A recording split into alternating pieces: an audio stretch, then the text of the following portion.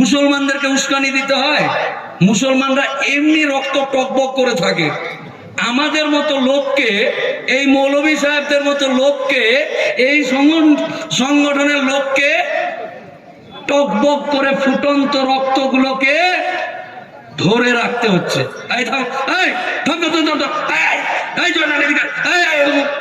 থেমে রাখতে হচ্ছে আর বলছে উস্কাতে এসছেন। বুঝতে পারলেন না?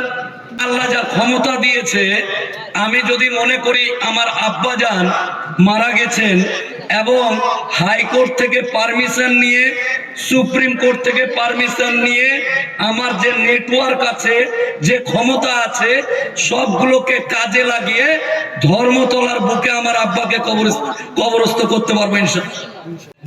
আমি মোফাক্কেরুল ইসলাম, একজন হাইকোর্টের উকিল। আমি এখানে কেন ভাষণ দিতে এসেছি? আমার বাপের কবর বাঁচাতে হবে ওই জন্য নাকি? না, এই এলাকার ওই যে টোটো চালাচ্ছিল, টোটোটা এমন ভাবে আনলো আর অটোটা মনে হচ্ছে হেলিকপ্টার চালাচ্ছে। ওই হেলিকপ্টার চালানো জয়নালকে বলছি, রে জয়নাল, এই তোর বাপের কবর বাঁচাতে এসছি রে। এই এলাকার চপ বেচছে, চপ। আমিনুল, তোর বাপের কবর বাঁচাতে এসছি। আমার আল্লাহ যা ক্ষমতা দিয়েছে, আমি যদি মনে করি আমার আব্বাজান মারা গেছেন এবং হাইকোর্ট থেকে পারমিশন নিয়ে, সুপ্রিম কোর্ট থেকে পারমিশন নিয়ে, আমার যে নেটওয়ার্ক আছে, যে ক্ষমতা আছে, সবগুলোকে কাজে লাগিয়ে ধর্মতলার বুকে আমার আব্বাকে কবরস্থ করতে পারবো ইনশাআল্লাহ। এই এলাকার জয়নাল, এই এলাকার মফিজুল, তুই পারবি না, ওই জন্য এসছি। আয়, দোকান বন্ধ কর, অটো চালানো বন্ধ কর।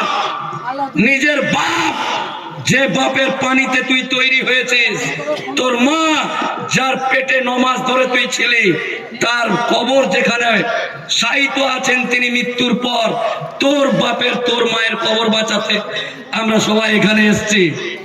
ভালো করে জিনিসটা বুঝতে হবে। অনেক মানুষ আছে, অনেক স্ট্যান্ডার্ড টাইপের মুসলমান আছে, অনেক স্ট্যান্ডার্ড টাইপের মুসলমান, মাস্টার, ডাক্তার, উকিল, হাকিম যারা হয়ে গেছে, তারা বলছে এটি কাঠমোল্লা, এটি অশিক্ষিত, এটি বুঝে না, কেউ এসছে আর এরা শিয়ালের মতো হুক্কা হুয়া করছে। ওই স্ট্যান্ডার্ড টাইপের মুসলমান আর অমুসলিম ভাই যারা আছে, তাদেরকে বলতে চাই যে আমরা আমার আল্লাহর জন্য 100 বার অশিক্ষিত হতে চাই। কতবার অশিক্ষিত হতে চাই? 100 বার। তোরা যা পাচ্ছিস কর, যা ভাবছিস ভাব, আমরা আমার নবীর জন্য 100 বার অশিক্ষিত হতে চাই। তাদের নজরে এই লোকটি অশিক্ষিত আর স্ট্যান্ডার্ড টাইপের মুসলমান, আর যারা আমাদেরকে কাঠমোল্লা বলে, তারা ভাবছে ও কাজের লোকটি বসে আছে এখানে, কি হবে এগুলা করে? আইন পাস হয়ে গেছে লোকসভায়, রাজ্যসভায়, এ ভাই কোটা বন্ধ করুন, রাজ্যসভায়, লোকসভায় রাষ্ট্রপতির সাইন হয়ে গেছে, তবুও আইনটা বাতিল হয়। এটি এমনি করছে এগুলো। তারা জানে না 10টারও বেশি মামলা সুপ্রিম কোর্টে হয়েছে, 120টা। গোটা ভারতবর্ষের যতগুলো হাইকোর্ট আছে, সমস্ত হাইকোর্টে মামলা হয়েছে এই আইনকে বাতিল করার জন্য।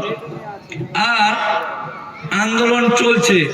এমন কোন আন্দোলন হয়েছে যে আন্দোলন হয়েছে আর তার রেসে আইন বাতিল হয়নি?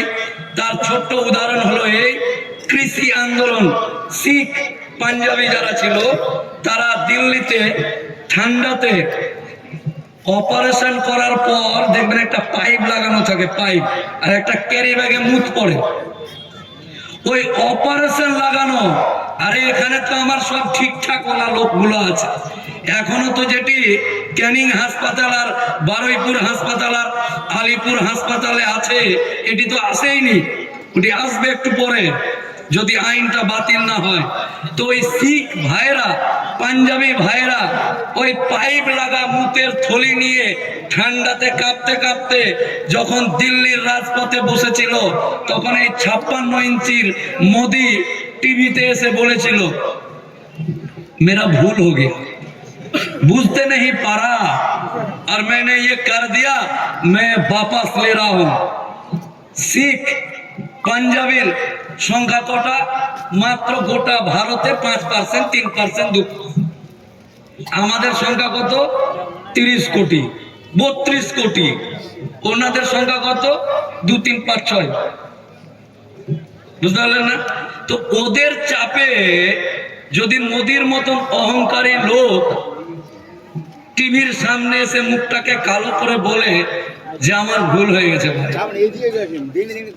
মাফ করুন, তাহলে আমাদের চাপে ওর কি বলা উচিত? আমি এখান থেকে বলে যেতে চাই, এই আইন যদি অতি সত্বর পুনরায় বিবেচনা করে সুন্দর সুষ্ঠুভাবে, কারণ আল্লাহর সম্পত্তিতে আমি বেঁচে আছি, আমরা বেঁচে আছি, আর আল্লাহর সম্পত্তিতে কেউ হাত দিবে এটা আমরা মেনে নিব? হবে না, হবে না। এসব মিস কল মেরেছে, মিস কল মেরে আঁচ দেখছে। এখানে অনেক ডিআইবি, সিআইডি, উমুক তুমুক অনেক কিছু আছে, কিন্তু হ্যাঁ, এরা চিঠিতে লিখছে, মেসেজ করছে এসপি কে, এসপি মেসেজ করছে ডিআইজি কে, ডিআইজি মেসেজ করছে দিল্লিতে। এখন এই মুহূর্তে লিখছে যে এখানে 10,000 মুসলমান আছে, উকিল সাহেব বলছে, এরা শান্ত হয়ে শুনছে। যদি এই জিনিসটা ও লেখে যে বাপরে বাপ, ক্যানিং হাটপুকুরিয়ার লোক জেগে গেছে, স্যার স্যার জেগে গেছে, না না না না, এদেরকে থামানো যাচ্ছে না, এই তাড়াতাড়ি করুন, তাড়াতাড়ি করুন।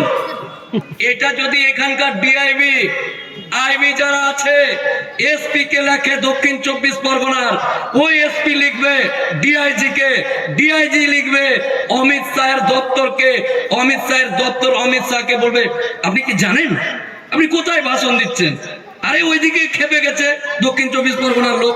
ওরে বাপরে, অমিত শাহ যখন দেখবে যে হাটপুকুরিয়ার লোক, দক্ষিণ 24 পরগনার লোক, ক্যানিং এর লোক জেগে গেছে, তখন তাড়াতাড়ি করে, কেন এটা অমিত শাহ কিন্তু বলবে পুলিশটাকে যে এটা কি সামলানো যাবে না, না ওরা কিরা খেয়ে নিয়েছে, মানবেই না এরা, এরা কিরা খেয়ে নিয়েছে, উঠবো না, নড়বো না, চড়বো না, বাপ মায়ের কবর টবর কাউকে কিছু দিব না, মানবো না। এটা যদি খবর যায়, তখন তার বন্ধু নরেন্দ্র মোদীকে অমিত শাহ বলবে যে হুজুর, বলবে গুরু কাজটা ভুল হয়ে গেছে। এরাও পাঞ্জাবিদের মতন এক হয়ে গেছে। ভেবেছিলাম এরা তো ওই ফুরফুরা আলে হাদিস এই ওই এই এই করে মরছে, আর ওই কিছু বিস্কুট ছিটালে এদের ভোট পাওয়া যায়, এরা মনে হয় জাগবে না।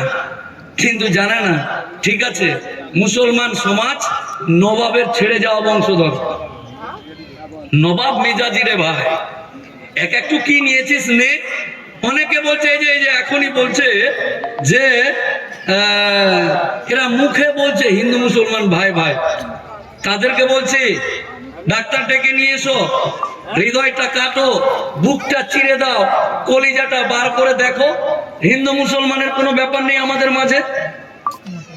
আমরা হিন্দুদেরকে হৃদয়ে জায়গা দিই, সবাইকে আমরা প্রথমে হৃদয়ে জায়গা দিই, আর হৃদয়ে থেকে কেউ যদি মনে করে মাথায় উঠবো আর মাথায় উঠে নাচবো, তাহলে আল্লাহর কসম এক জাকিতে সমুদ্রের গভীর তলে ফেলে দেবো ইনশাআল্লাহ।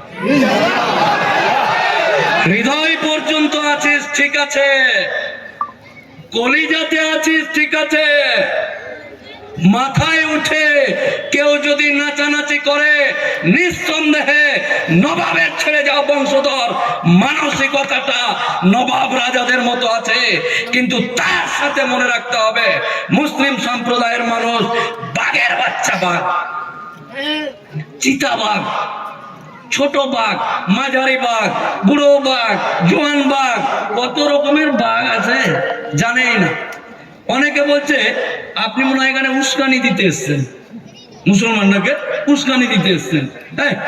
জানেই না মুসলমানদেরকে উস্কানি দিতে হয়, মুসলমানরা এমনি রক্ত টকবক করে থাকে। আমাদের মতো লোককে, এই মৌলভী সাহেবদের মতো লোককে, এই সংগঠনের লোককে টকবক করে ফুটন্ত রক্তগুলোকে ধরে রাখতে হচ্ছে। এই থাম, এই থাম, থাম, থাম, থাম, এই, এই জয়নাল এদিকে, এই, থেমে রাখতে হচ্ছে। আর বলছে উস্কাতে এসছেন, বুঝতে পারলেন না?